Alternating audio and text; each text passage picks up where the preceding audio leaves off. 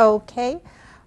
This class is History 4332, the Crusades, and I'm Dr. Sally N. Vaughn.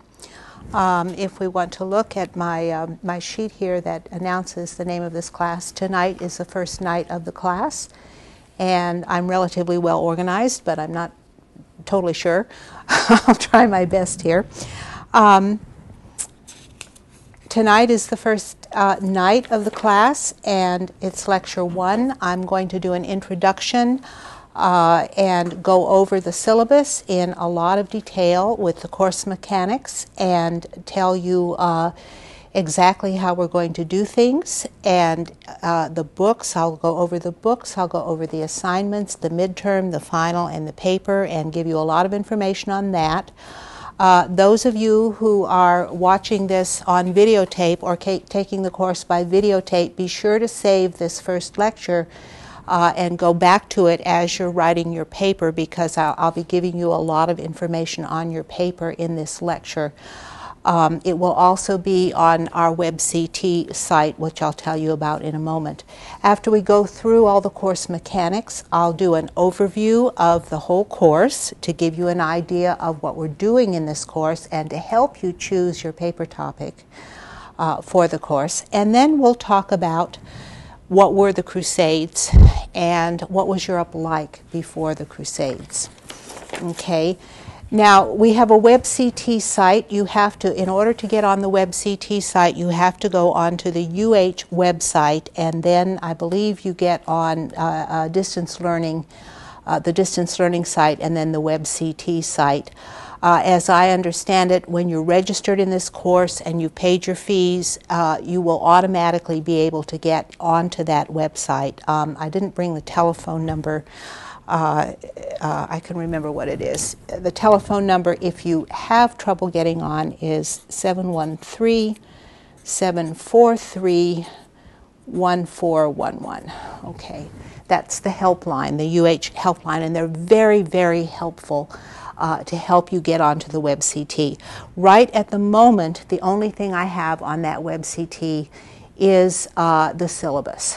I'll be working on the calendar with all the due dates on it in the next week, and Joni and I, our TA, will both put various things. One thing I'll put on the WebCT site is notes for the class to help you take notes and to have something to look at to see the spelling and everything, although I do a lot of notes in class. Come in and sit down.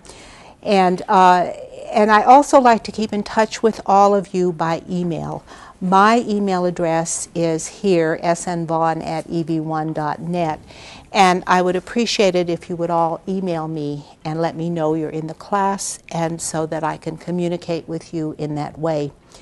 My office is AH619, and here's my office number, my telephone number.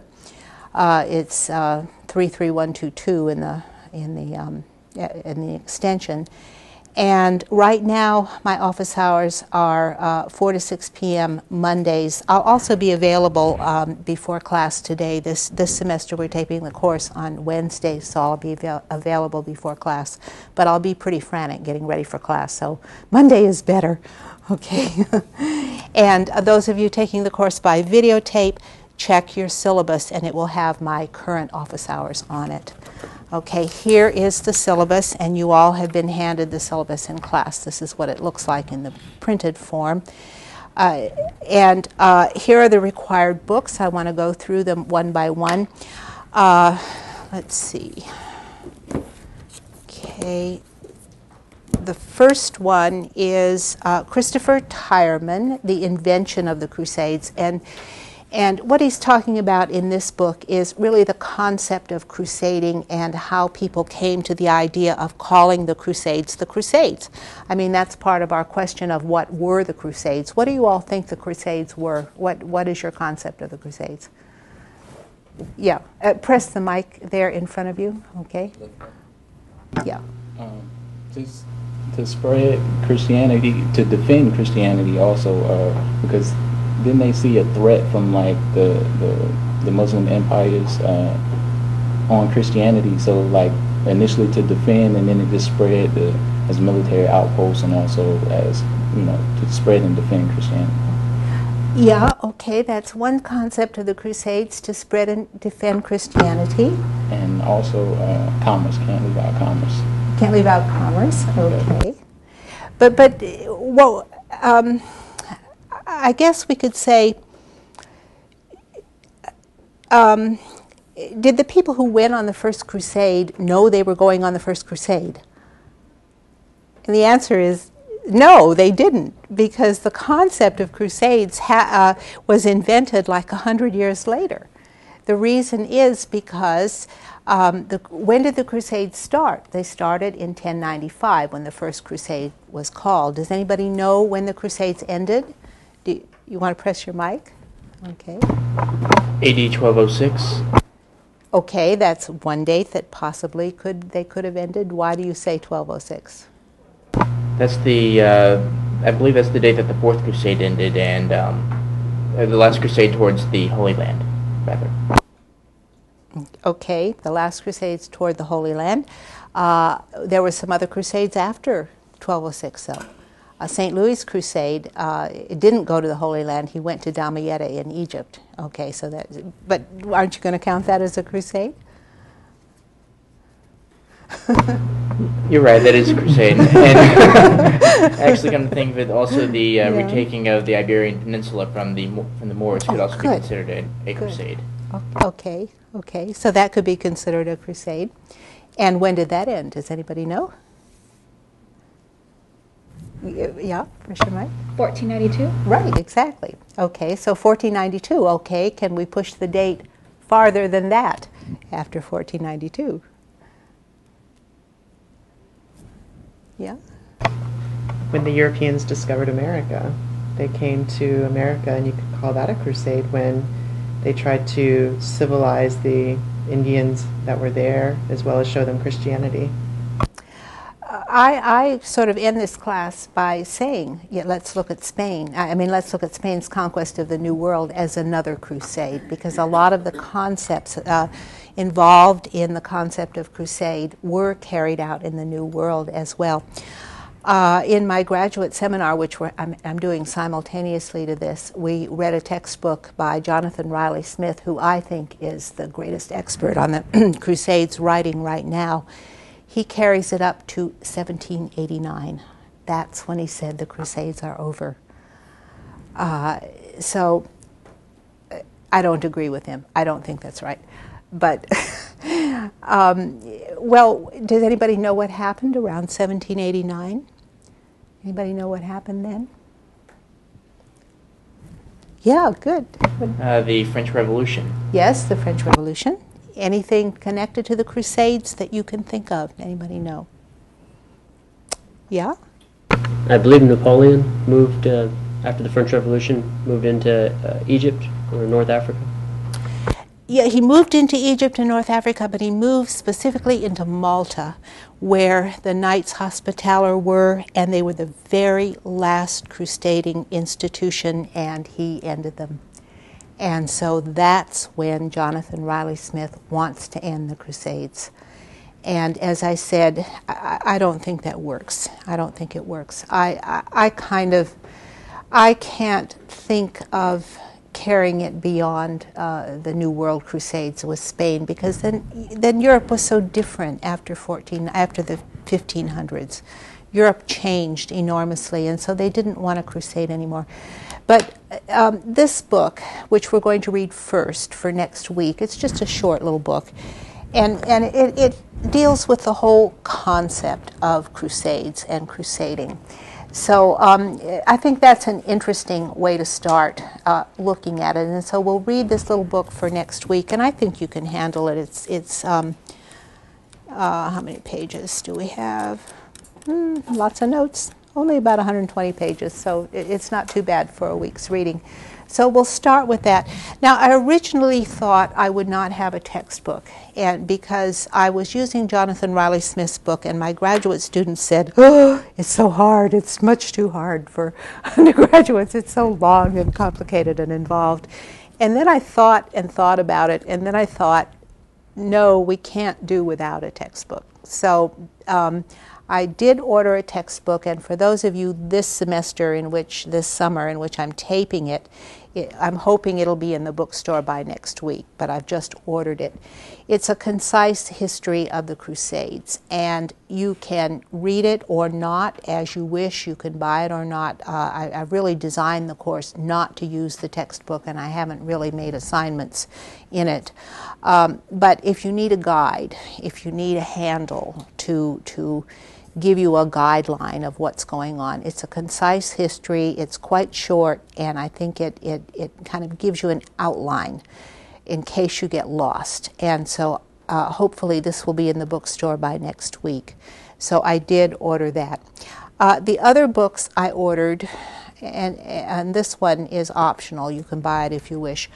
I got primary sources for each of the Crusades that I could find one for. This one is the First Crusade, and it's the Chronicle of Fulcher of Chartres and other source materials. It's a very rich book full of wonderful source material, and I spend a lot more time on the First Crusade. I think we're going to spend maybe, let's see, at least 2 weeks, possibly more on the First Crusade. Does someone off campus have a question? I forgot to include you in here. I'm sorry, we do have some people. Yes, Ms. Vaughn? Yes. I'm on the West Campus out in Katy, and there are no syllabuses here, and there's nobody else in the room, and they said to ask you about that. Okay, there are no syllabuses because I didn't send them out there. They're on the website, okay, on the WebCT site. And were you there when I mentioned the WebCT site and how to get on? No, I wasn't. Okay, you simply get onto the internet, you get onto the UH website and go to distance learning, and then there will be something to go to for the WebCT sites, and if you're enrolled in the class, they have put you on the website so that you can access it. You have a password, and I don't know exactly what it is. You need to call the distance learning office for the password.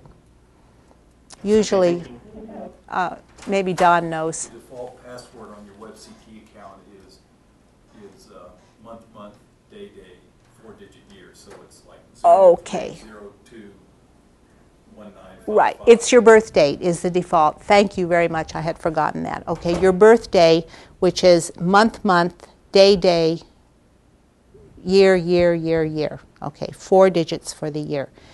That's your default. And once you get onto the WebCT site, then you can change your password, okay, to something that only you know.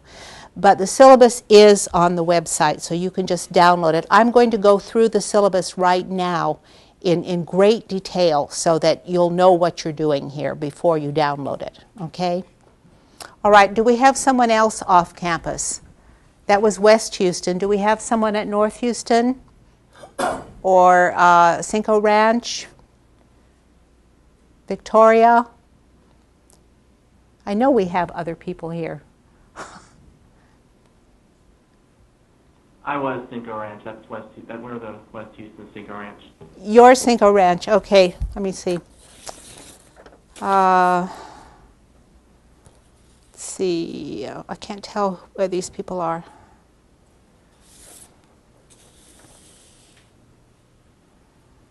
Okay, we should have more than that at the other locations. Those of you at the other locations, can you answer? Can you press your mic? No, we're not getting an answer. Okay. Well, bear with us then. Okay. The first book we're going to read, and we're going to take a couple of weeks to read it, is The First Crusade. We're going to take more than that, actually, because it's a long book, and it has a lot of sources in it. The First Crusade is really important because it sets the pattern for all the other crusades. You know, when the Crusades started out, they didn't know what a crusade was. They didn't have a word for it. They didn't have a label. And so they said, we're going on pilgrimage. They thought they were going on pilgrimage to the Holy Land. at the First Crusade. And so when they went, they were sort of, whatever they did, it set the pattern, and the other crusaders followed. Okay, in this book we're going to have some sources. Pope Urban made the speech for the First Crusade, and we go through all of the different versions of that, and which is quite interesting because they change as time goes by. Different witnesses see him, and there's quite a bit of controversy as to exactly what he did say there, because there are so many different versions, and some people wrote from hindsight. They read things into his speech that weren't actually there. So we're going to try to figure out, what he said at the First Crusade. And then he wrote letters to supporters everywhere, explaining further what he was doing. Now, the Chronicle of Fulcher of Chartres is an eyewitness account of the First Crusade, which is really nice to have an eyewitness account. And then we have some other chronicles, Peter the Hermit and the Crusade of the People. Okay, the First Crusade went in about 4 different waves. Actually, he's got these sort of backwards, because Peter the Hermit and the People's Crusade was a rabble that set off for the Holy Land, following this sort of mad preacher, and he went first, and everybody got killed. Fulcher of Chartres is the chronicle of the nobles' crusades. That's the one that conquered the Holy Land. So we have the Crusade of the People, and we go through all of that.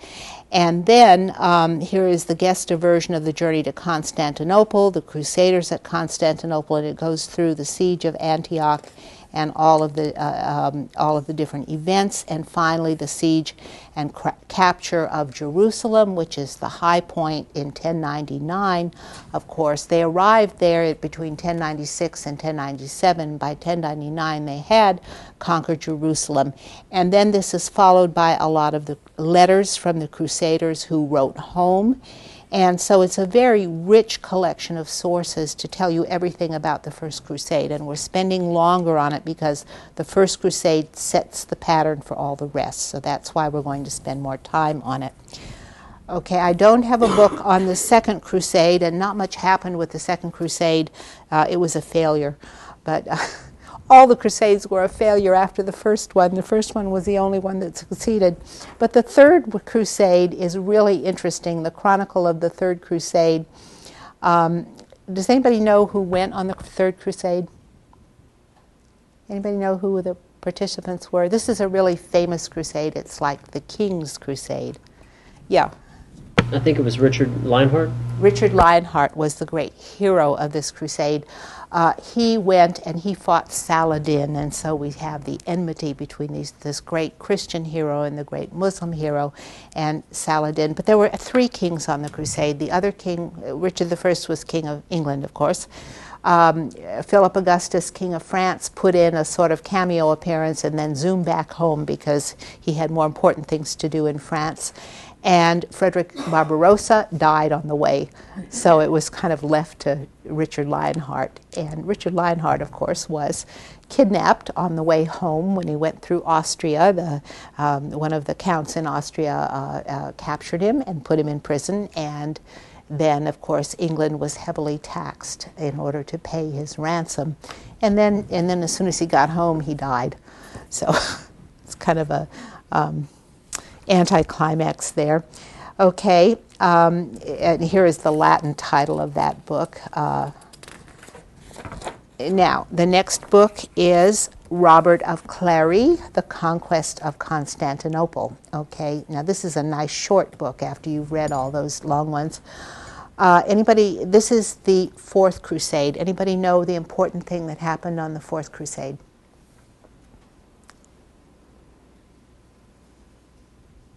You told me already when you said it ended in 1206. It was the last crusade to head towards the Holy Land? Is that what you mean? It conquered Constantinople. They didn't conquer the Holy Land, but they were diverted and they conquered Constantinople. And so, I mean, this is a perversion. People think it's a perversion of the idea of the crusade to conquer the Holy Land. And this is another eyewitness account. All of these are eyewitness accounts. This is Robert of Clary, but it's kind of interesting because Robert of Clary was not a cleric or a monk like these other writers, but he was a layman. He was a knight. And so we have the actual knight's point of view in the conquest of Constantinople. Now, when we come to the time of the Fourth Crusade, which is around 1200, the whole tenor of the Crusades changes. It's a great turning point. It's around the year 1200, and what happens is we have ascending to the papacy the most powerful pope in all the Middle Ages, Pope Innocent III. And he really changes the entire nature of the Crusades. He changes it enormously. He redefines what crusading is, and Jonathan Riley Smith thinks that Innocent III is just as important as Urban II. There are lots of other popes that have been calling crusades and meddling around in events in Europe, but Innocent really changes it. He redefines what the crusade is. He redefines the purpose of the crusade. Now, up to this time, nobody had been trying to convert anybody to Christianity. On the First Crusade, they're not trying to convert anybody. What they're trying to do is to win back the Holy Land for Christendom. They want those holy sites, and they're not necessarily trying to kill Muslims, or they don't set out to do that, although they end up doing it. But that's not their goal. Their original goal is to get the Holy Land, to get it back in Christian hands. And the same thing is happening in Spain. I mean, their expeditions are going into Spain. They want to take Christendom back from the Muslims, who they see as trespassing on their property. And they're not trying to convert them. They don't set out to convert them. But now Innocent III changes all of that. He changes the whole concept behind the Crusades. He's the one who then broadens the concept of indulgences. Now your soul is saved if you die in the Holy Land. I mean, before it was much more rigorous. He makes it much easier for knights to be saved when they go on, when they die on the Holy Land as martyrs. And he does call the Fourth Crusade, which goes awry, and they conquer Constantinople, and Innocent excommunicates them. And then he has to take it back. I mean, which kind of weakens excommunication when he has to take it back, because he just has to. I mean, he can't have the Crusaders excommunicated when they're running the Latin kingdom of Byzantium, they call it the Latin kingdom now, when they've conquered Byzantium and the whole empire. And so he has to take it back, and so that's kind of weakened there. But what he does is he calls a total of about 6 crusades. Not only does he call the Fourth Crusade, he calls a crusade internally in France, and this is where the concept changes. He calls a crusade against the heretics in southern France, who are in southern France. They're called the Cathars or the Albigensians. So this is the next book, The Song of the Cathar Wars, A History of the Albigensian Crusades. And again, it's an eyewitness account of the Albigensian Crusades, and there's a lot of politicking back and forth. The Southerners in southern France are really, really different. Their culture is totally different from northern France, and Innocent sort of says to the king of France, who lives in the north, and Philip Augustus is the first one he talks to about it. He says, why don't you send your army down south and conquer everybody, and they can be part of France, enlarge your kingdom by conquering these heretics. And you're the warriors for God, because you're converting these heretics back to Christianity. And we'll go through what the Albigensian religion, the Cathar heresy is. It's very heretical. It's not just a schism, sort of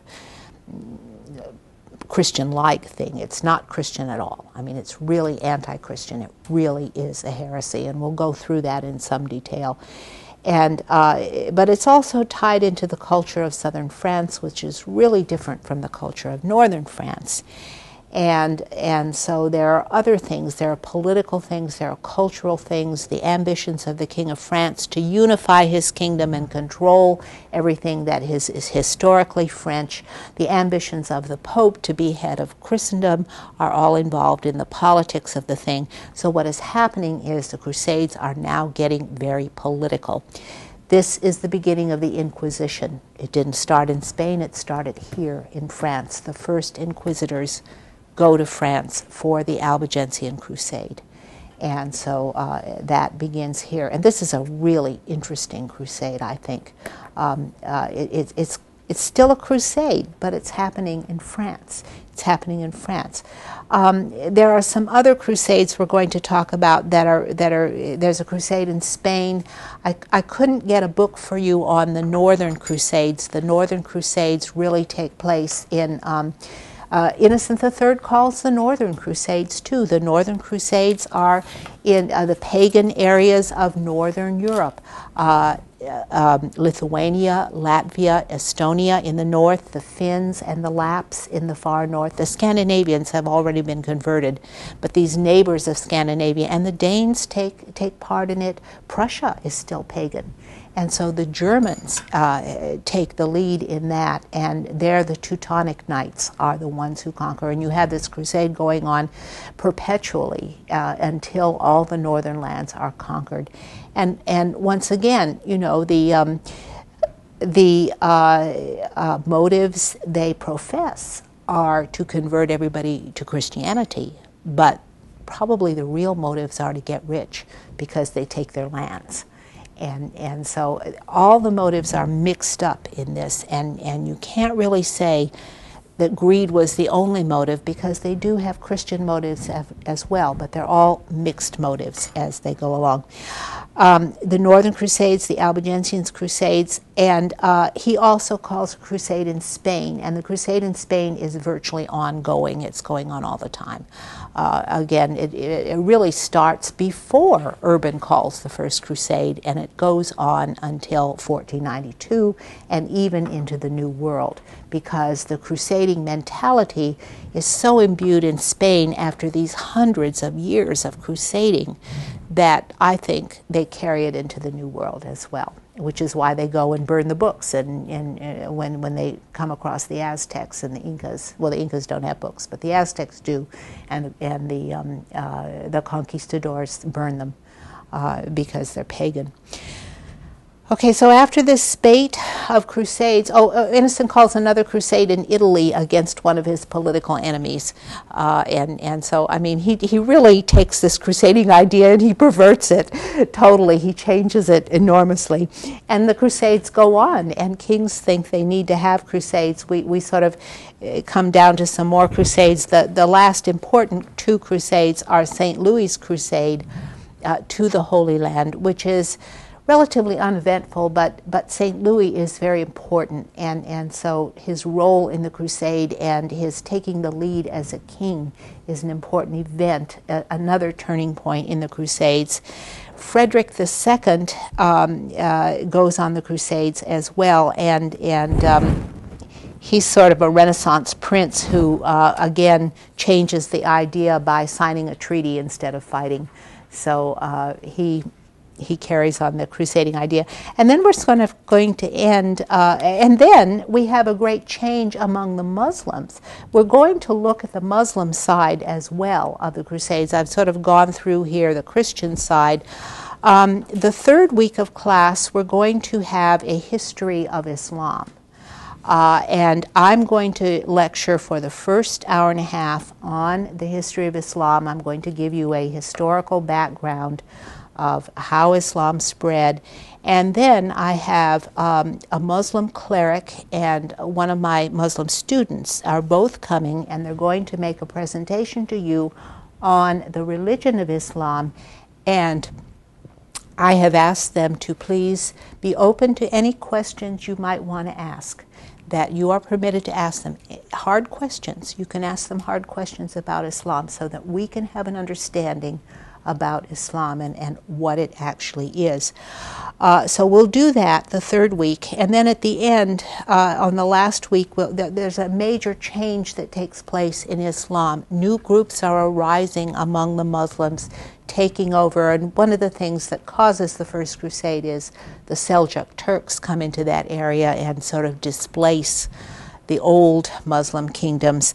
Now new groups come in toward the end of our era in the 14th century, in the 15th century. Mamluks are a group of people from, they're either Turkish or they're Caucasian or a mixture of the two, from the area of sort of Chechnya, that area. They come in, they're captured as slaves, but then they take over the whole Muslim empire. And then they are in turn defeated by the Mongols, who also come as conquerors, but then also convert to Islam. And so we have major changes going on in Islam in this period. And then we're going to sort of say the end of the crusade is in America, although maybe we could go on further. I ordered some optional book. Oh, here's one more required book. Okay, I don't have this on the syllabus yet, but Arab historians of the Crusades. As we go through each crusade, we're going to have an Arab account side by side with our Christian account. Okay, the part one of this Arab historians of the Crusades has to do with the First and Second Crusades, and then going through here, and then the major part of the book is actually on Saladin. It's on Saladin and his confrontation with Richard Lionheart, and it's a really interesting account from the other side, from the Muslim side of Saladin, and also Saladin's biography and Saladin as a hero, and so it's really interesting. And then there's some on the Fifth Crusade and St. Louis Crusade here as well, so that we can end with that. Well, that'll take our reading up to it. I have to fix your readings on the website for that. I have some optional books. Some of you might want to do your paper on the rule of the Templars. The Templars are a very important and interesting group, the Knights Templar, the Knights Hospitaller. Also, another interesting book, I haven't gotten that yet, they haven't sent me my desk copy, Crusader Castles. And this book has a lot on the Templars in it as well, and the castles that the Crusaders built throughout the Holy Land. The third optional book is the textbook I mentioned to you before. Okay, now, so those are all the books. Here are some research paper topics which are listed in your syllabus on the front page. Those of you in the off-campus sites might take a look at these. These are obvious topics that you can do for your research paper. Any of the Crusades you can do. The Knights Templar, the Teutonic Knights, Richard Lionheart, Saladin, the Crusader states and the governments and the settlements that they make in the Holy Land, Crusader castles, any of those. Here are some slightly harder topics that you might want to do.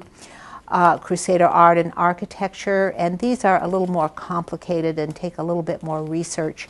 The clash between Christendom and Islam, how the Crusades changed Europe, how the Crusades changed Islam, and there aren't any particular books on that. You're going to have to sort of make those up as you go along and reason those out. So those are a little bit tougher topics to do for your book, for your paper. You also could do the Crusade through Arab eyes, cultural exchanges. You could do the Crusades inside Europe as a group.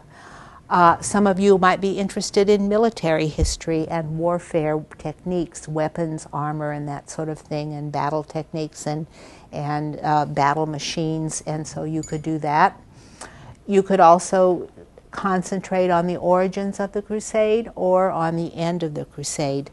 You also could do any other topic you come up with that you might want to ask me about, and I would like to approve it if it's not on this list. But I mean, I want to talk to you to make sure it's a doable topic that you want to do for your paper. Okay. Okay, I'll let you ask about a paper in a minute. Okay, the Hill Room is the room that is in the library that has the collection of John H. Hill. He was my predecessor here at the University of Houston, and he was here for quite a long time. He was a very famous Crusade historian, and he wrote a lot of books which are on your bibliography here, that you'll notice that he and his wife translated a number of the chronicles on your bibliography. He left his books to the library, and they're in a special room. The room is 567D in the library. Go in there and just browse around, look at all his books and see what kind of books you might want to use for your paper. In order to get into that room, you go to the circulation desk for the key, and they will check the key out to you.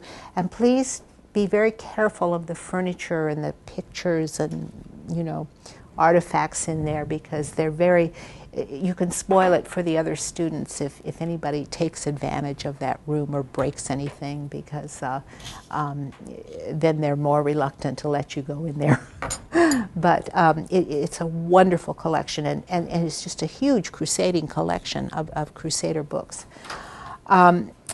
I have a select bibliography on your syllabus, and I will be adding books to that all the time, bringing it up to date. I have a bibliography of primary sources and of secondary sources, and check the WebCT for updates of that. Your research paper is, wait a minute, did I skip a page? Let me see. Okay, your research paper is due the last day of class. I might have skipped a page, or maybe I didn't print it out. We will have a midterm on campus, and we will have a final exam on campus. You will also have a prospectus for the midterm due at the midterm exam. Prospectus for the research paper due at the midterm exam. Your prospectus should outline in detail the project as you see it. It's not the written project, but just what you think you're going to do. At least one full page discussing the topic you're going to research and how you're going to approach it, plus a bibliography that you have found. Okay, books that you have found.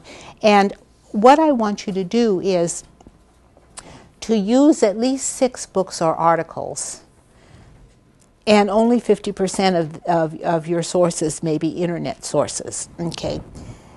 But make a list of much more than 6 books and articles, because what if you can't get all your books? I mean, try to find everything you can in order to prepare yourself to write this paper. And I want you to do your research in the first part of the class so that you don't wait till the last minute to write your paper, okay? I want you to have a plan by the midterm for what you're going to do.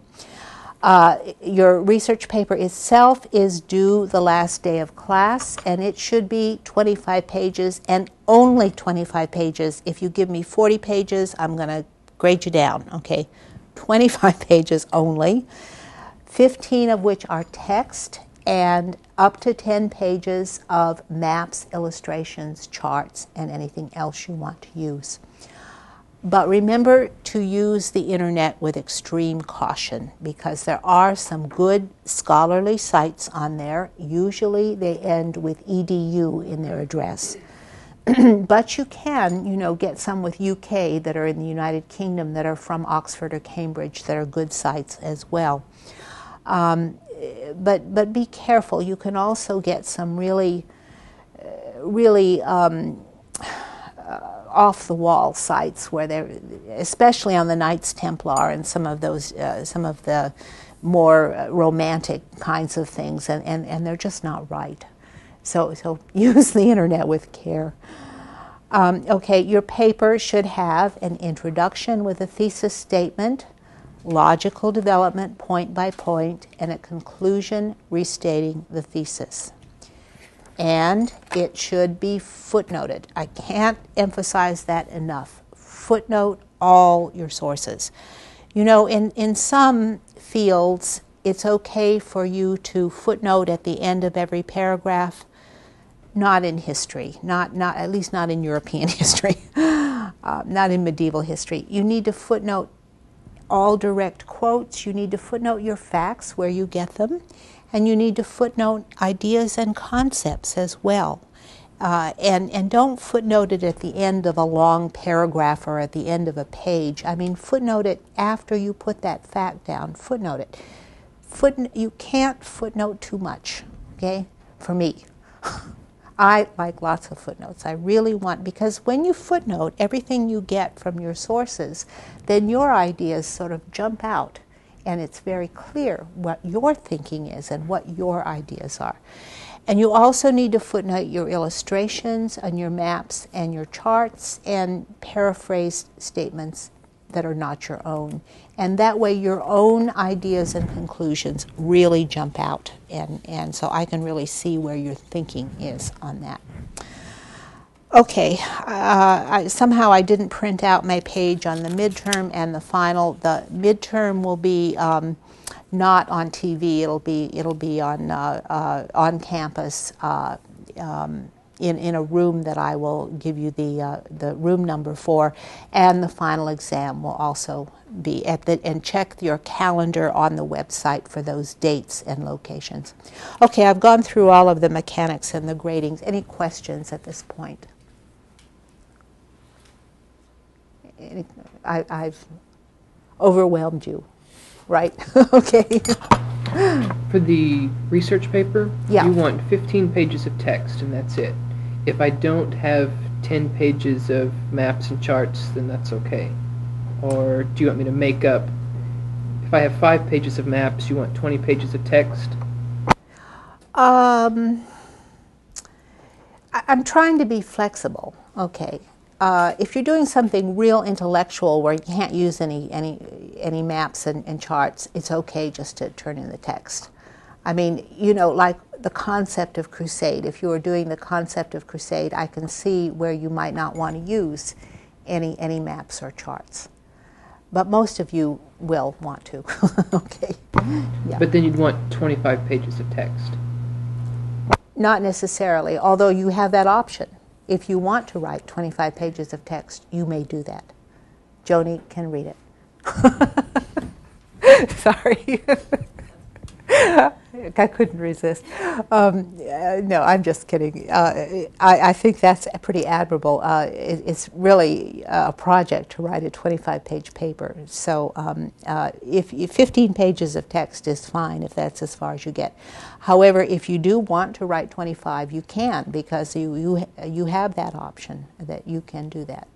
It's a big. It's almost like a senior thesis to do that, though. I mean, it's a lot of work.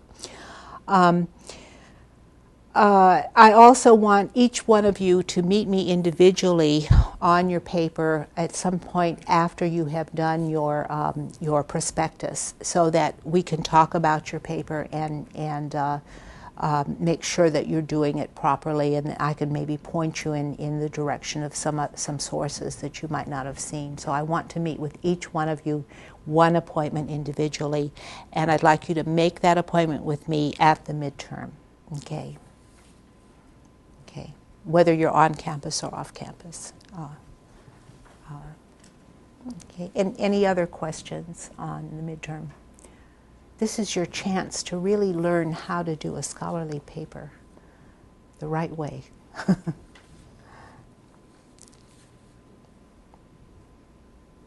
Anybody already know what they might want to do, what they're most interested in? Do you know what you want to do?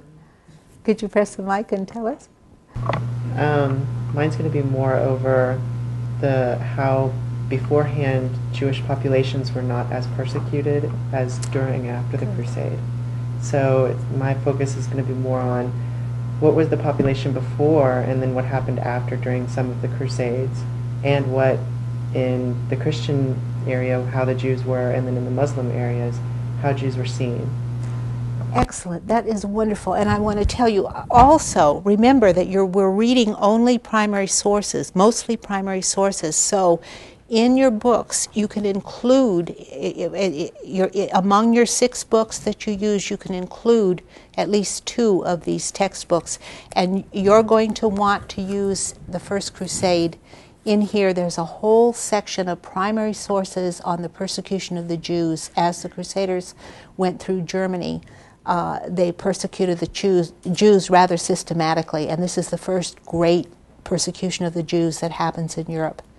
And so all the primary sources are in here.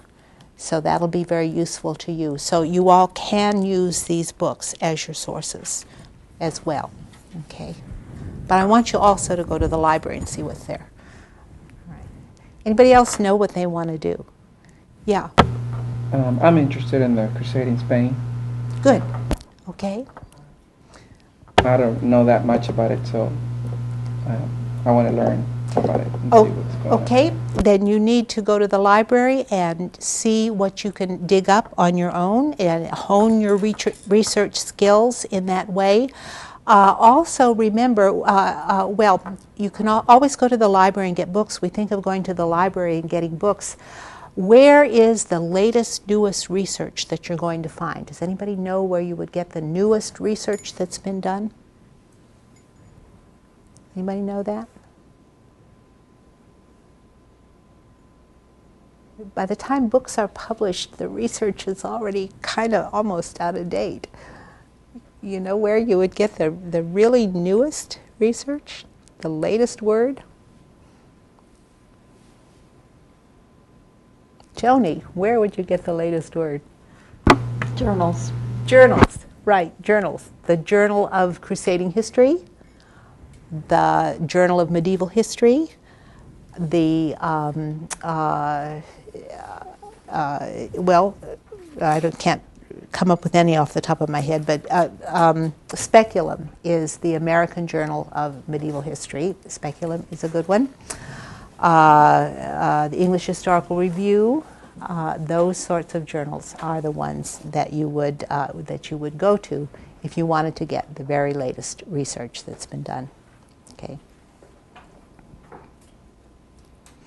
Anybody else have an idea of what they might like to do for their topic? Yeah. Well, I was thinking about the cultural exchange, because in history, world civilization, we looked at how Christianity, like the cultural exchange between Islam and Christianity that happened in the Crusades, and the later advantages that Europe had because of it. So. Yeah, that would be an excellent one. That's a little harder. You're going to have to dig around a little more, but I mean, looking at the Crusader states, and there are a whole bunch of new books out on the Crusader states that would outline this sort of the relations between the Muslims and the Christians. There are quite a few that are out. Well, let me sort of run through my overview rather quickly here.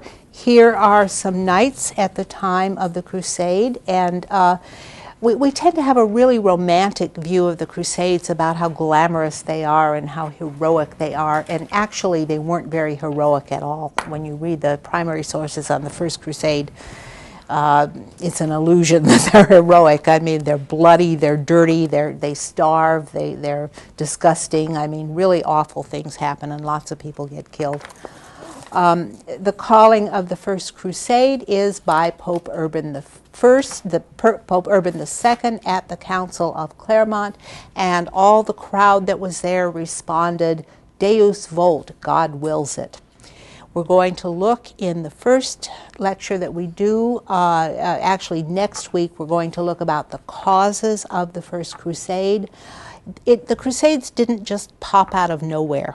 I mean, they didn't just overnight, Urban calls the crusade and everybody jumps up and goes. It sort of appears that way, but that's not true at all. There are a lot of things that happened in the past that are leading up to the crusade, a lot of ideas circulating, a lot of pilgrimage to the Holy Land going on for 100 years before that. And so there are a lot more hidden causes of the Crusades than appear on the surface. After the break tonight, I'm going to talk about what Europe was like at the moment the Crusades began. I'm going to talk about why Europe was so ready for the crusading ideas. Starting tonight, I'll talk about that some, and I'll talk about it some more next week. I'll continue with that.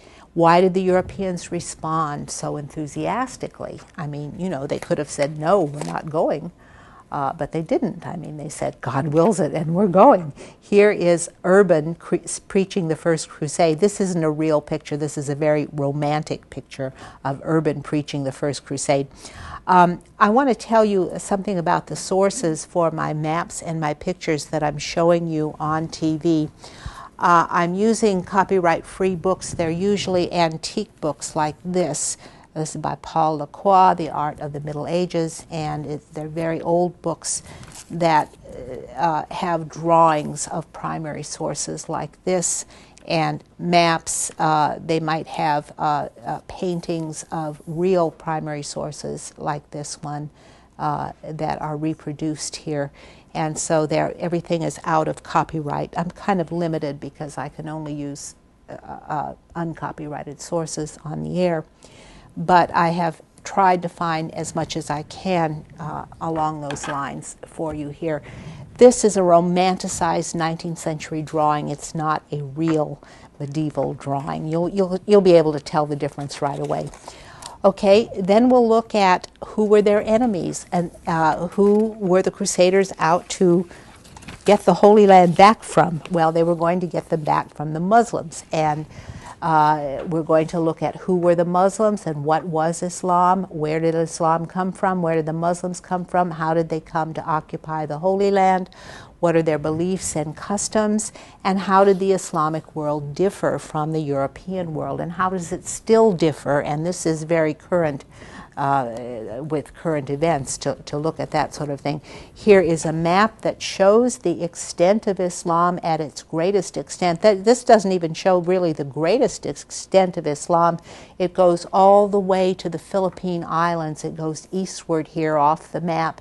Indonesia is, well, of course, where is across northern India, that's Islamic in Bangladesh, and then across Indonesia and all the way to the Philippines. That's as far as Islam goes. And here it is at the height, and these areas are still Islamic. And I've colored in this yellow area here.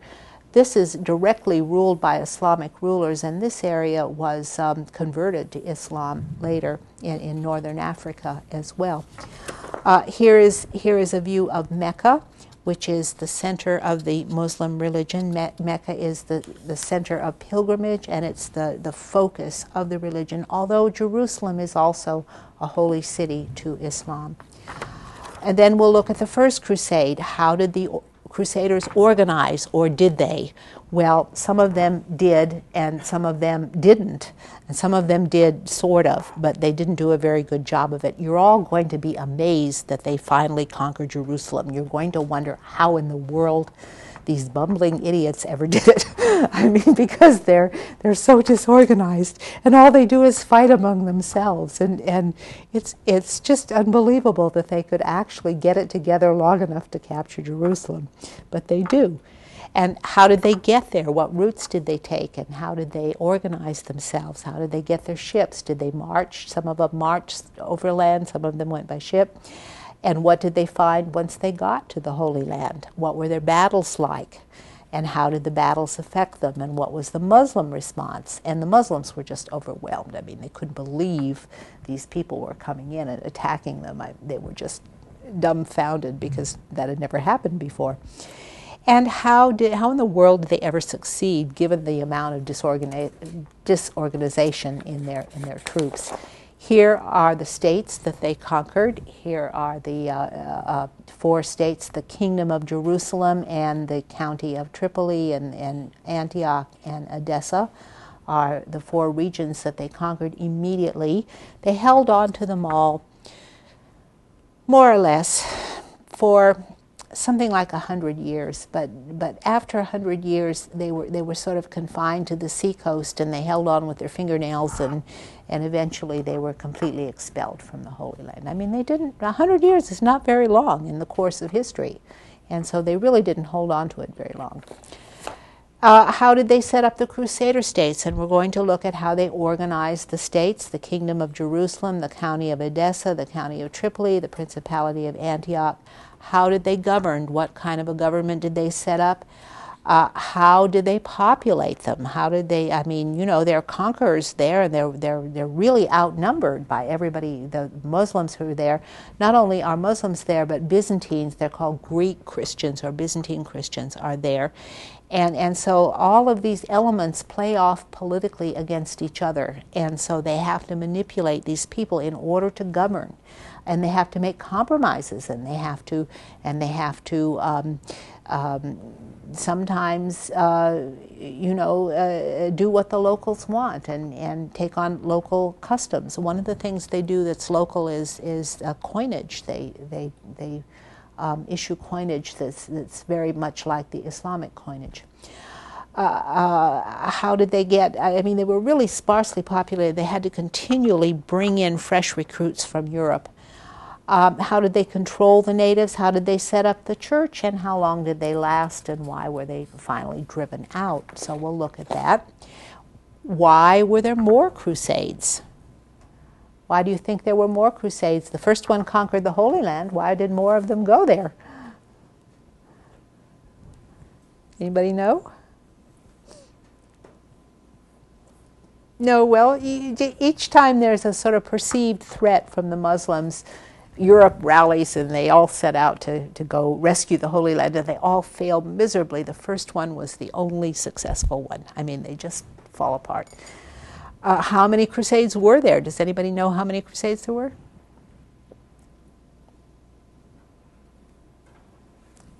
Yeah? You mean towards the Holy Land, or total from the Holy Lands to the New World? Total. A dozen? Probably more than that. They're sort of unnumbered. You know, we number some of the crusades. We actually number 5 of them. But then all the others, I mean, wave after wave goes. There are little crusades that are in between the bigger numbered ones, and there are just innumerable crusades that are constantly going on. There is what Jonathan Riley Smith identifies what he calls a crusading movement. And we'll examine what that movement is. It's a little too complicated for me to go into right now, but this is a European-wide trend that he sees that makes everybody want to go on crusade, and he sees the collection of all the crusades as a crusading movement. And he sees this movement as reaching a height under Innocent III, who I mentioned before, who is the Pope who wants to rule all of Europe and make all the kings of Europe his vassals. And it does reach a height under Innocent III when he calls those 5 different crusades. We'll talk about what was the Crusaders' state of mind and how the Crusades changed as time passed. When did people realize that they were crusades? When did they actually start naming them crusades and talking about crusades? And why did all the crusades to the Holy Land fail? In fact, interestingly, all the crusades to the Holy Land failed except the first one, but the crusades in Europe succeeded. I mean, all the crusades in Europe and to the New World, they succeeded. It's kind of an interesting thing. I'm not sure exactly why. Well, who called the Second Crusade and why? We'll look at that. And about this time, the Knights Templar are founded and the Knights Hospitaller, and they get going, these crusading movements, which are knights on horseback. They become monks. I mean, monks on horseback. They become monastic orders that are dedicated to fighting, and they really have to do a kind of philosophical twist to get that to work.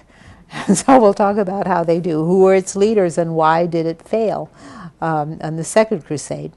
Who called the Third Crusade and why? Its leaders were Richard Lionheart, Philip Augustus, and Frederick Barbarossa. And that's a fun crusade. It's really quite exciting and heroic. Here's a costume of a Knight Templar.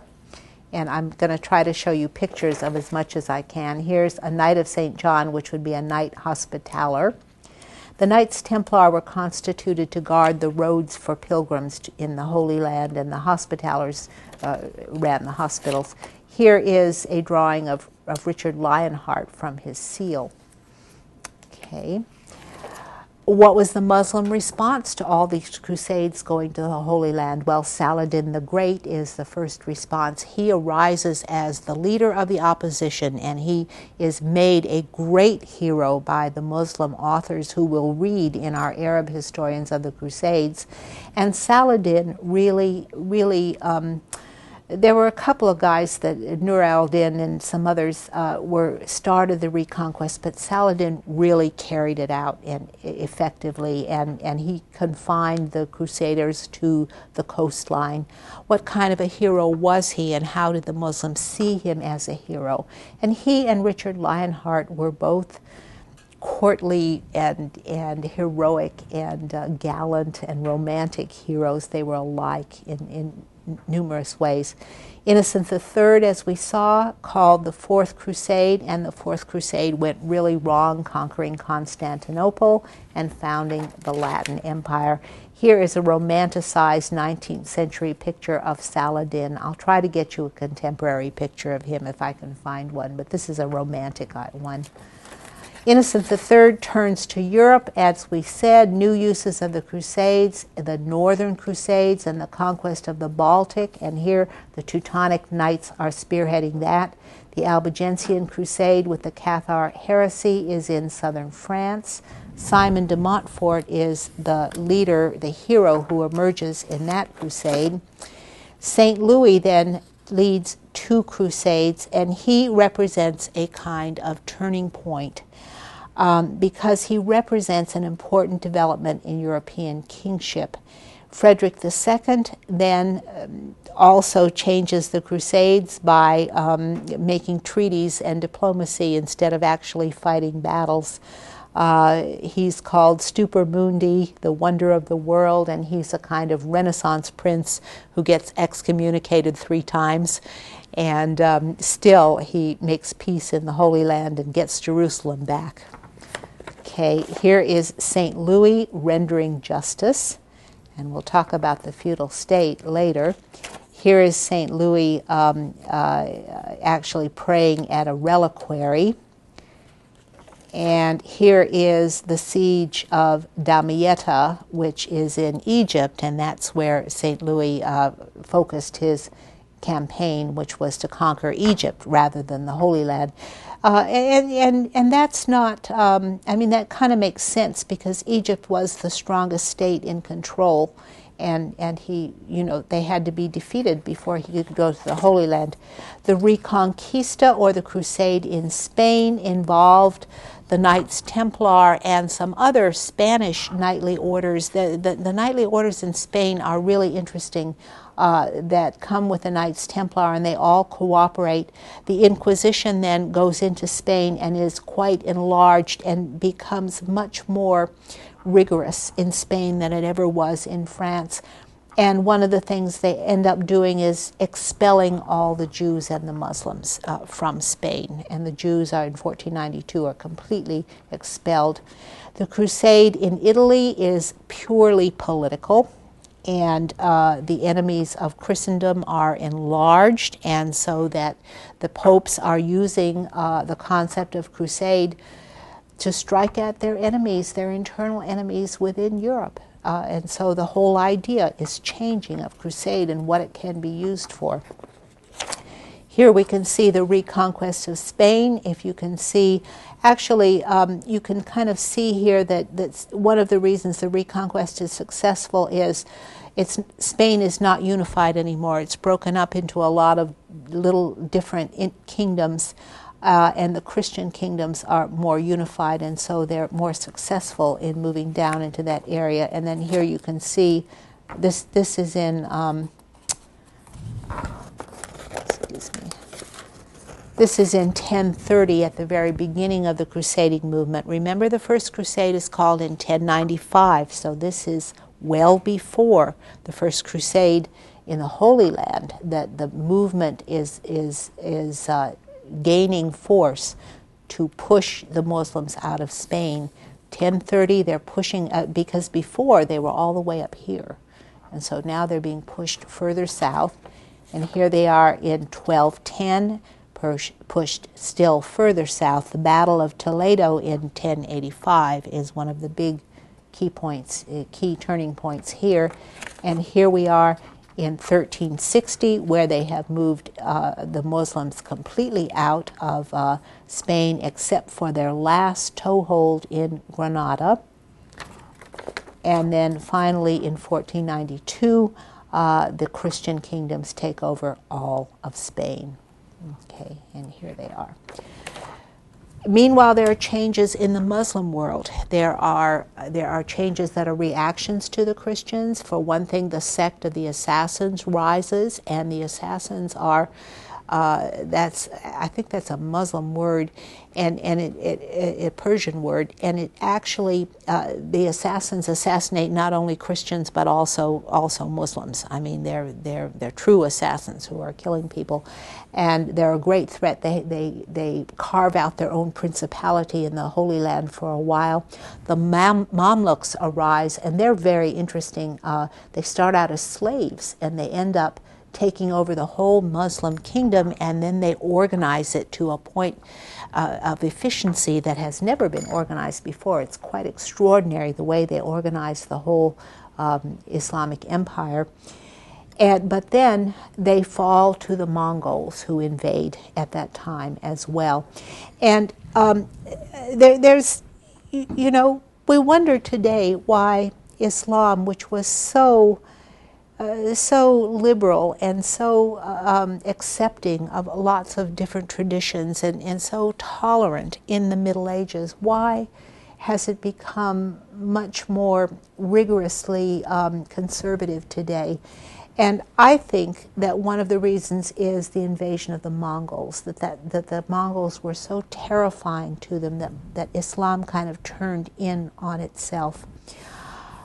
Meanwhile, the Europeans were sending missionaries eastward. Lots of missionaries went eastward. They went to Persia. They went to India. They went to the court of the Mongols as far as Beijing in China. Some of them before Marco Polo, in fact, went in the 12th century. These missionaries, they were Dominican monks who went to the court of the Mongol kings. And then Marco Polo went, and we all know Marco Polo and his famous journey with these papal missionaries. Finally, the conquest of Mexico and Peru, which I kind of think are the last crusades, although that's my opinion. But I think that after that, the crusading movement is not gripping Europe anymore. They're not interested in crusading. They're interested in imperialism after that. And crusading is something different than imperialism.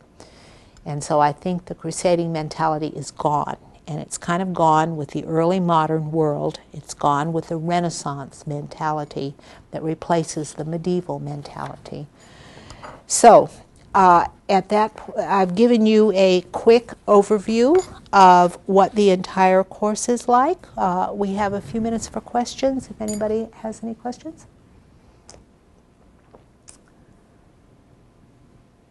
It's a huge topic, isn't it? Does it surprise you that it's such a broad topic? I mean, I bet you all thought it was, you know, a few pilgrimages to the Holy Land. It's really a much broader topic than at first we might think. Question, yeah. I just have a question on how in depth or how large a part are we going to get into how politics played or somebody's ambition or, you know, things like that, like the Mongol Empire taking over and they actually accepted Islam and how they controlled the Silk Road and things like that, how they affect. We won't get into enormous depth on the Mongols. We don't have anything to read about them, but you know, I'll try to tell you as much as I can about them. No, I just used them for example. I just mean even like Innocence, like Innocence the Third, his motivation just on the relevance of that crusade. Are we gonna study society and you know how it affected it? Or we'll go into as much depth as we possibly can, and you know nobody really knows. Innocent the Third is a figure of much controversy. I mean, modern historians are still slugging it out over how to interpret Innocent III. And the classic way to phrase that is, did he want to be Pope of the world or King of the world, or was he truly Christian in his motivation? Was he thinking of the good of Christendom, or was he power mad, you know? And some historians have interpreted it one way, and some have interpreted him another way. And we will probably never really know, but we can look at all the source material and try to make our best guess. And that's what medieval history is. I mean, we will never know for sure, but we try to take all the pieces of the puzzle and put them together and make our best guess. But we can never be totally sure of it. Yeah.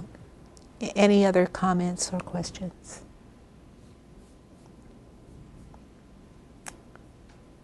I hope you don't find this too overwhelming. I hope you're looking at this as a fun and interesting endeavor. And we'll be doing it a little slower than most summer school classes because this is the session 3, so we'll go through the entire summer and give you time to digest some of this material and think about it. And I think you'll find the Chronicles very interesting, quick and fun reads. You know, they're adventure stories. And I think you'll enjoy reading those Chronicles. Okay, then any questions off campus? Cinco Ranch, comments? No questions, thank you. Okay.